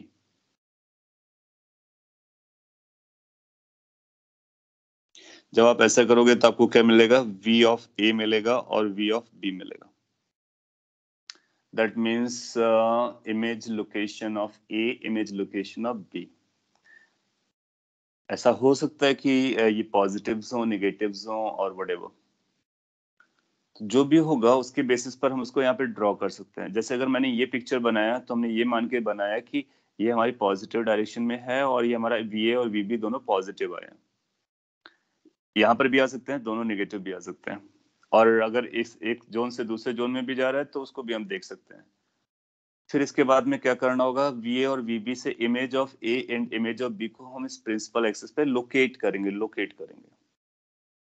और अगर हमको ये लेंथ दी गई थी, लेट से कि ये जो लेंथ थी वो ए बी थी, तो ये डैश ए डैश बी डैश हम निकाल लेंगे। कैसे निकालेंगे, तो जो ए डैश बी डैश की लेंथ आएगी, कैन वी से कि इसकी जो वैल्यू आएगी वो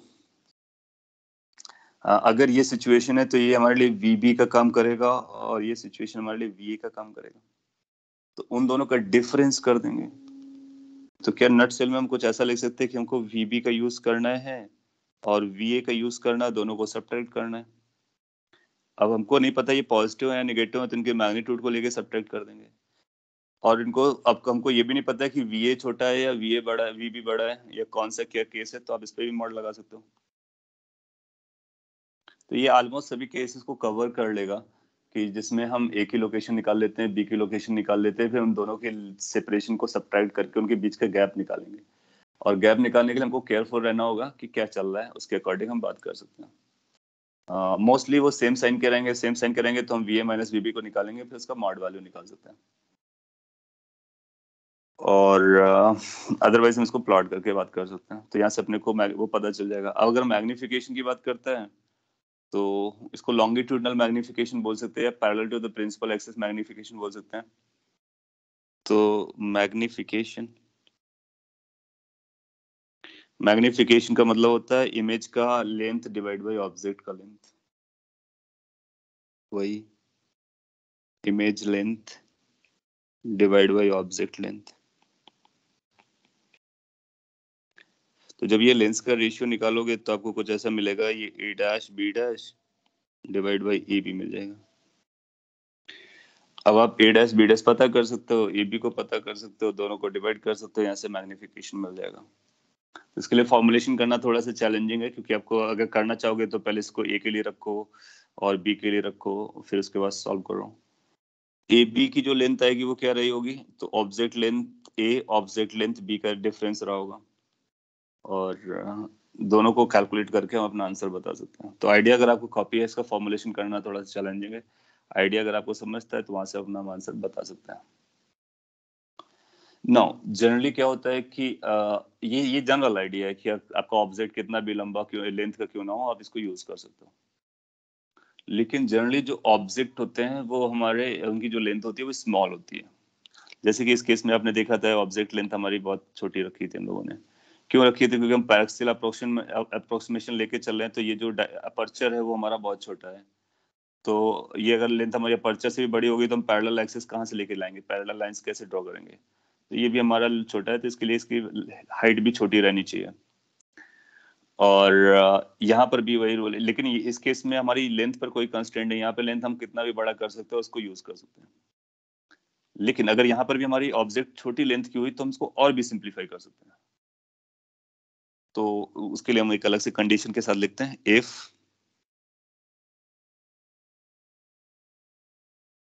ऑब्जेक्ट लेंथ इज स्मॉल,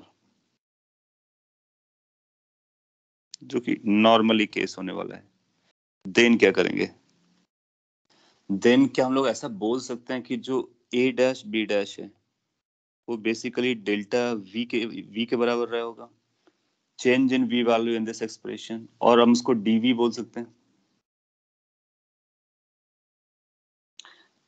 साथ ही साथ हम ये भी बोल सकते हैं कि जो ए बी रहा होगा वो क्या रहा होगा, वो डी यू रहा होगा, यू में से चेंज।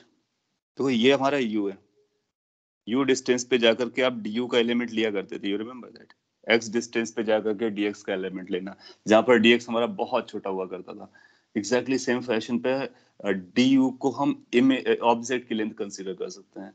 तो वी डिस्टेंस पर अगर हमारी इमेज बन रही है तो उसको हम डीबी पकड़ सकते हैं। तो ये लॉजिक हम एक्सटेंड कर लेंगे उस कंडीशन के लिए जब along the parallel principal axis object की लेंथ कम होगी। कम होने का मतलब वो एमएम में दिया जाएगा या फिर डेसिमल्स में, सेंटीमीटर्स में दिया जाएगा, तो हम समझ लेंगे कि कम है और उसको अप्लाई कर लेंगे। तो मोस्ट ऑफ द टाइम हम लोग इसको कर सकते हैं, अप्लाई कर सकते हैं ना। अगर ये सिचुएशन है तो हमारे लिए तो बहुत ही आसान हो गया। फिर हम क्या कर सकते हैं, यहाँ से पता करेंगे, इसको डिफ्रेंशिएट कर दूं तो 1/v, मैं नेक्स्ट स्लाइड पे जाता हूँ, ये कॉपी कर लो क्योंकि वहां पे थोड़ा सा और लिखना पड़ेगा। सो नेक्स्ट स्लाइड पर कुछ हम ऐसा बोल सकते हैं कि अपने को 1/v plus 1/u is equal to 1/f पता है। डिफरेंशिएट कर दो दोनों तरफ, डिफरेंशिएटिंग बोथ साइड।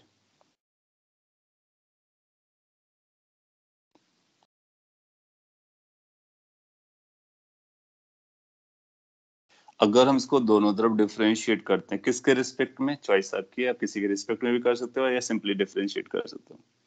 तो ये बनेगा -1/v²dv, क्योंकि आपको पता है 1/x का डिफरेंशिएशन -1/x² होता है। और ये बनेगा -1/u²du, और f कांस्टेंट है तो f का डिफरेंशिएशन कितना हो जाएगा, 0। ना यहाँ से अपने को एक रिजल्यूशन मिलने वाला है कि जो dv की वैल्यू है, that dv value is going to be equal to -v² divide by u² और du। लेट से ये जो मैग्निफिकेशन है इसको हम किसी और नाम से बुलाते हैं, हालांकि मैग्निफिकेशन और परपेंडिकुलर वाले को दोनों को बोल सकते हैं मैग्निफिकेशन। लेट से ये जो मैग्निफिकेशन हमारा एम डैश के नाम से बुलाया जा रहा है, सो दैट कि एम हम उसको यूज करें जो हम लोग ऑलरेडी जानते हैं, इस वाले एम को, तो वो भी चलेगा। सो ये ऐसा हो गया। सिंस अपने को पता होता है कि वो जो मैग्निफिकेशन है कौन सा, परपेंडिकुलर केस वाला, वो -v/u हुआ करता था। तो इसको हम लोग ऐसा भी लिख सकते हैं कि m² की जो वैल्यू आएगी वो v²/u² आ जाएगी। तो ये जो v²/u² है ना, उसको हम m² से रिप्लेस कर सकते हैं। ऐसा हम लोग क्यों कर रहे हैं अपने को समझ में आ जाना चाहिए, क्योंकि यहाँ पर ये कैलकुलेशन काफी लेंथी जाने वाली थी, हमको इंडिविजुअली हैंडल करना था, फिर उसके बाद उनकी लोकेशंस निकालनी थी, फिर उसके बाद उनको सेपरेट करना था या सेपरेशन निकालना था। अब हम उसको सिंप्लीफाई करना चाह रहे हैं मैथमेटिकली। तो हम उस m के बारे में जा रहे हैं, जिस m के टर्म में जा रहे हैं, उस m के टर्म में जा रहे हैं जिसको निकालना हमारे लिए आसान है, क्योंकि v निकालना इजी होता है, फिर m निकालना इजी हो जाएगा। सो यहाँ से अपने को पता चलेगा dv is going to be equal to minus m square du। What is dv? dv is the length of the image, du is the length of the object, so what is the magnification? This one, वो minus m square के बराबर आता है। तो अगर इस m dash को लिखते हैं, m डैश को जो अभी हमने जिसका नाम m डैश दिया है, तो ये था dv by du, तो इसकी वैल्यू माइनस m स्क्वायर आ जाएगी। इसका मतलब है जो लॉन्गिट्यूडनल मैग्निफिकेशन आता है अलोंग द प्रिंसिपल एक्सिस, वो जो लेटरल आता है या फिर परपेंडिकुलर वाला केस आता है, उसके स्क्वायर और माइनस के साथ चलता है। तो आप इस तरह से इसको याद रख सकते हो।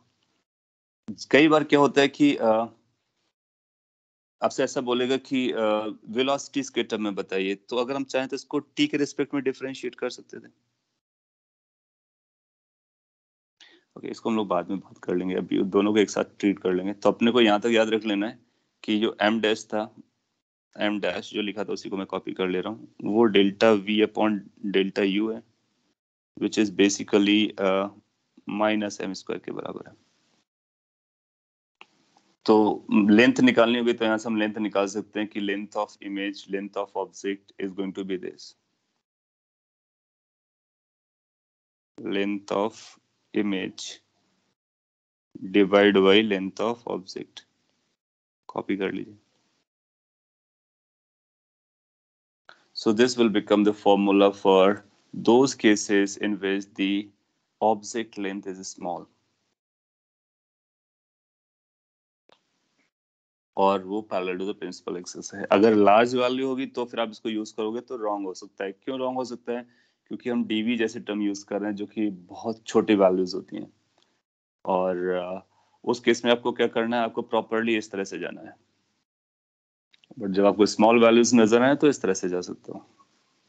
सर यस, सर वो डीबी और जो डीयू है वो विद रिस्पेक्ट टू फोकस है, फोकल लेंथ है, या फिर with respect to radius of like पूरा अलग है? जो वो चेंज इन वैल्यू है ना, तो आप कहीं से भी मेजर करोगे तो वो वैल्यू वही रहने वाली है।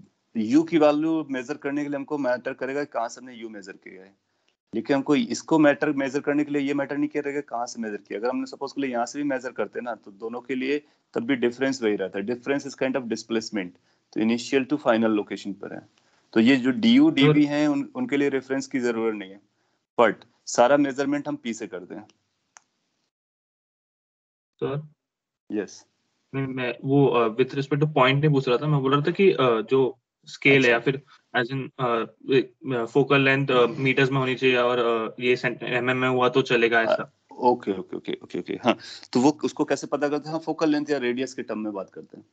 और या फिर ऐसा बोलो यूवी जो हमको दिए गए हैं, जो भी नंबर्स इन्वॉल्व है, तो क्या होता है ना, हमारे पास नंबर कौन से हैं, वी यू और एफ, है ना। तो जब हम किसी को छोटा बोलते हैं, तो जो हम नंबर्स जिसके साथ उसको यूज कर रहे होते हैं, उन नंबर्स के रिस्पेक्ट में वो बहुत छोटा होना चाहिए। दैट मीन्स अगर हमको यू 20 सेंटीमीटर दिया गया है, तो फिर हमारा अगर ऑब्जेक्ट लेंथ कुछ 2 mm, 1 mm, 5 mm टाइप का है तो चलेगा, छोटा बोलेंगे। लेकिन अगर 20 सेंटीमीटर में हमारे ऑब्जेक्ट रखा गया है और हम 10 सेंटीमीटर का लेंथ यूज कर रहे हैं, तो फिर अपने को ये प्रॉपर मेथड पे जाने का। तो कंपैरिजन आप किससे करोगे? फोकल लेंथ से कर सकते हो। जो भी टर्म्स इन्वॉल्व हो रहे हैं वो सारे टर्म्स आपको करना होता है। जैसे यू वी और एफ, आप देखो यू वी एफ ये कंपेरेबल होंगे, एक 30 होगा, एक 20 होगा, एक 25 होगा, और कुछ ऐसे नंबर रहते हैं। So either of them you can use for comparison. Okay, so अगर आपने ये तीनों समझ लिया है, तो बचे हुए 5 मिनट्स में मैं दोनों को कंसोलिडेट कर देता हूँ, और यहाँ से हम वेलोसिटी निकालने के लिए रेडी हो गए हैं। दैट मीन्स अगर हमारा ऑब्जेक्ट ये चलना स्टार्ट कर देगा, तो हम इसकी इमेज की वेलोसिटी क्या होगी वो भी बता पाएंगे। और सिमिलरली अगर परपेंडिकुलर डायरेक्शन में पार्टिकल चलना स्टार्ट करेगा, तो हमारी इमेज की वेलोसिटी क्या होगी हम वो भी बता पाएंगे। तो अगर हम वेलोसिटी लिंक कर पाते हैं, तो वो सारी इक्वेशन फिर से हम लोग हैंडल कर लेंगे कि एक यहाँ पे प्रोजेक्टाइल था और उसको ऐसे थ्रो किया गया, तो बताइए वो हाईएस्ट पॉइंट पर जब जाएगा तो इमेज की वेलोसिटी क्या होगी, या फिर किसी पॉइंट पर उसकी इमेज जब जाएगा ट्रेजेक्टरी पे, तो इमेज की वेलोसिटी क्या होगी। तो ऑब्जेक्ट की वेलोसिटी तो हमको निकालना आता है। अगर हमारे पास एक मिरर रख देगा, स्फेरिकल मिरर, तो हम इमेज के साथ क्या चल रहा है उसके बारे में भी बात कर सकते हैं। और अगर थोड़ा सा टफ पेपर बनाएगा तो फिर वो इमेज के बारे में आपसे पूछेगा। सो उसको जाने के लिए अपने को क्या पता चल गया कि एक्स डायरेक्शन में वेरिएशन कैसे चलता है और वाई डायरेक्शन में वेरिएशन कैसे चलता है। और उनको एक्स वाई डायरेक्शन के वेरिएशंस या रिलेशंस पता चल गए तो अपना काम हो गया। अब इन्हीं दोनों रिजल्ट्स को हम लोग यूज करने वाले हैं, तो मैं इसको कंसोलिडेट करता हूँ, आप ध्यान से ऑब्जर्व कीजिए। तो ये आपका अभी का रिजल्ट था। सो लेट्स से कि अगर आपसे कोई ऐसा बोलता है कि हमारे पास ये मिरर है, स्फेरिकल मिरर है,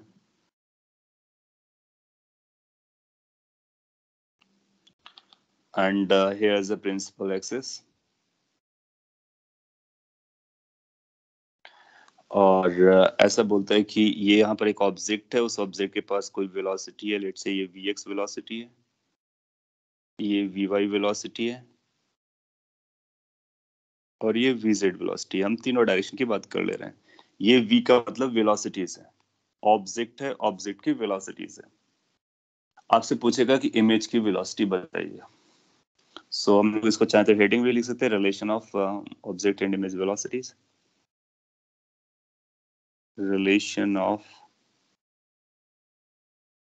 object and image velocity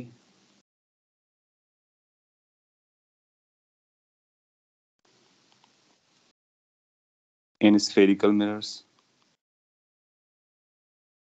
plane mirror में आपने कुछ एग्जांपल किए थे और वहां पर आपने देखा था कि कौन सी वेलोसिटी रिवर्स होती है, कौन सी वेलोसिटी आपकी सेम रहती है। लेकिन यहाँ पे रिवर्स और सेम जैसा कोई फंडा नहीं है, यहाँ पर अपने को निकालना पड़ेगा। सो आप देखोगे कि जो Vx है वो बेसिकली बता रहा है rate of change of length in the direction of principal axis, और length of change of direction of object along the principal axis is du। तो उसकी इमेज की लेंथ प्रिंसिपल एक्सिस के डायरेक्शन में dv जैसा चल रहा है। तो अगर हम इसको t से डिवाइड कर देते हैं तो ये इमेज की वेलोसिटी बन जाएगी, और इसको dt से डिवाइड कर देते हैं तो ये ऑब्जेक्ट की वेलोसिटी बन जाएगी। सो इसका मतलब है x डायरेक्शन में यानी प्रिंसिपल एक्सिस के डायरेक्शन में जो इमेज की वेलोसिटी होती है और जो ऑब्जेक्ट की वेलोसिटी होती है वो माइनस एम स्क्वायर से चल रही होती है। तो उसको मैं डायरेक्टली लिखूं तो ऐसा लिख सकते हैं कि ये हमने ऑब्जेक्ट के बारे में लिखा हुआ है, अब हम इमेज के बारे में लिखते हैं। तो लेट कैसा लिख सकते हैं, कुछ ऐसा लिख सकते हैं कि velocity of object is vxi vyj and vzk, and velocity of image जो अपने को पता करना है विद रिस्पेक्ट टू मिरर। ये सारा किसके रिस्पेक्ट में है, विद रिस्पेक्ट टू मिरर। अगर मिरर को भी मूव करा देगा तो फिर हमको रिलेटिव वाला कॉन्सेप्ट लगाने का, और वो हम लगा सकते हैं, वो that's not a big deal. Let's say कि ये जो वेलोसिटी आती है वो एक्स प्राइम पे लिख देते हैं, ये प्राइम है, v dash prime x, v prime y, v prime z। Notations से ज्यादा इंपॉर्टेंट है कि हम लिख क्या रहे हैं ये समझ में आना। तो प्राइम हमारे लिए इमेज के बारे में बात कर रहा है विद रिस्पेक्ट टू मिरर, ये भी विद रिस्पेक्ट टू मिरर है। इसका मतलब हम मिरर को भी मूव कराएंगे तब भी हम बता सकते हैं इमेज कितना जा रहा है। तो पहले हम मिरर के रिस्पेक्ट में ये सब निकालेंगे, अब इनको लिंक करना है। तो एक्स डायरेक्शन की वेलोसिटी कैसे आएगी, तो रिजल्ट हमारा ये जा रहा है कि velocity of X component towards the principal axis basically that's going to be minus M square velocity in the X direction. ये अपने लास्ट फॉर्मूले से है, जब ये हमने वो लास्ट फॉर्मूला देखा था dv is equal to du minus M square, उसको tt से डिवाइड कर दो तो rate of change of length along the principal axis आ जाएगी, जिसको हम वेलोसिटी कह सकते हैं। तो और जहां पर m की वैल्यू क्या है, m की वैल्यू वही है जो हम लोग जानते हैं, m is equal to minus v by U. That's done.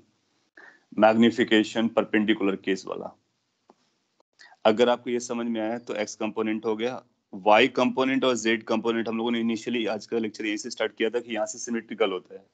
तो y हो z हो या भी कोई भी परपेंडिकुलर एक्सिस हो उसमें बराबर जैसा बिहेवियर चल रहा होता है।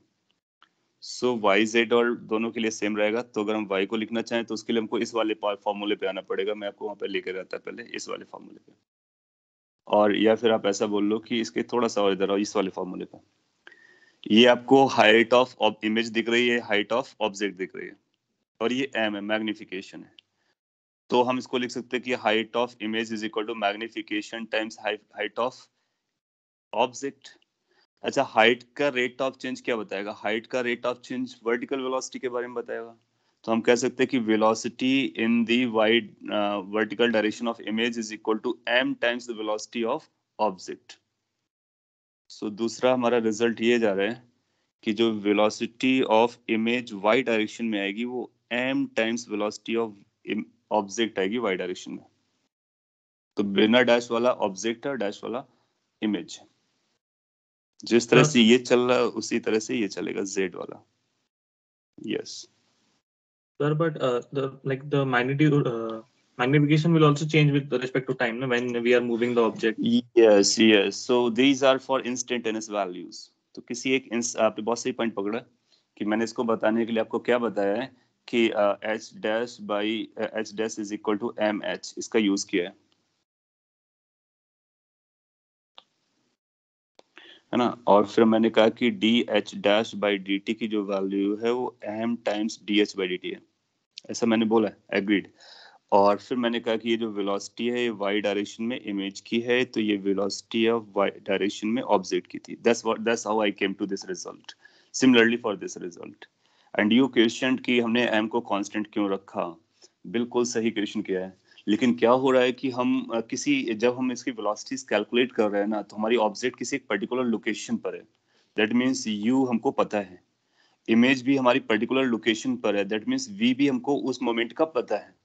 तो उस मोमेंट के लिए हमारे u और v फिक्स्ड हैं। तो अगर u और v फिक्स्ड हैं तो m की वैल्यू भी फिक्स्ड होगी। देखो v चेंज कर रहा है, यस, u चेंज कर रहा है, यस, लेकिन अगर हम m निकालेंगे तो m for that instant is fix number. So उस इंस्टेंट पर ये हमारा m फिक्स रहा होगा, इसलिए वो टाइम के साथ वेरी नहीं किया, इसलिए उसको हमने डिफरेंशिएट नहीं किया। Making sense? सो इसलिए हम m को बोलेंगे कि m हमारा वही है। तो इस तरह से हम ये बात बता सकते हैं कि वेलोसिटीज कैसे जा रही होंगी। सारे कंपोनेंट्स पता चल गए आपको, x component, y component, z component. और अब आप इनको कैलकुलेट करो तो अपने लिए कैलकुलेशन बहुत आसान जाने वाली है। क्या करेंगे, एक तो हमारे पास मिरर फॉर्मूला चलेगा 1/v + 1/u = 1/f, वहां से v निकालेंगे, फिर मैग्निफिकेशन निकालेंगे। और एक बार मैग्निफिकेशन निकाला तो ये वेलोसिटी आपको गिवन होगी। उसके बाद कंपोनेंट वाइज जाएंगे, दो कंपोनेंट को m से मल्टीप्लाई करके पता करेंगे, एक को -m² से मल्टीप्लाई करेंगे, फिर इसको इस पे रख देंगे। इमेज की वेलोसिटी आपको इमीडिएटली आ जाएगी।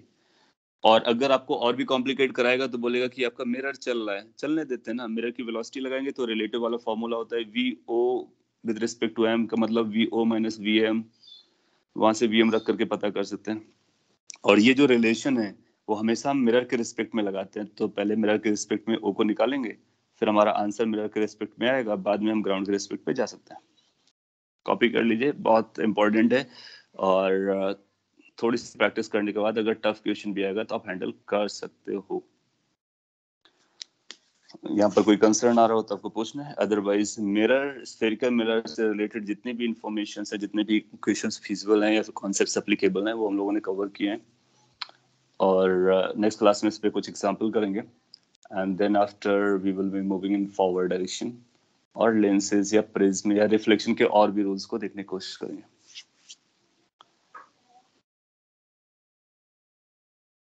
प्लीज री explain the vx derivation. Okay, vx के डेरिवेशन और vy/z के डेरिवेशन के लिए हमने पिछले वाले रूल्स को यूज किया हुआ। अब देखो vx का मतलब क्या होगा। vx का मतलब, अगर ये फिगर आप देखते हो, ये आपका मिरर है, तो ये हमारे लिए लेट से कि ये हमारे लिए x डिस्टेंस पर था और ये हमारा dx है।